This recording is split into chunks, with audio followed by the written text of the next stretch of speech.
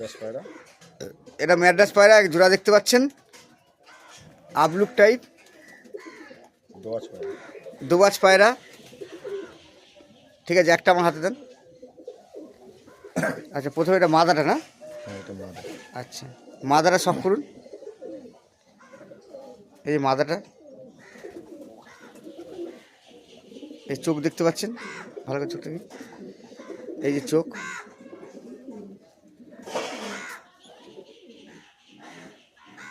fine চোখ, এদিকে চোখ,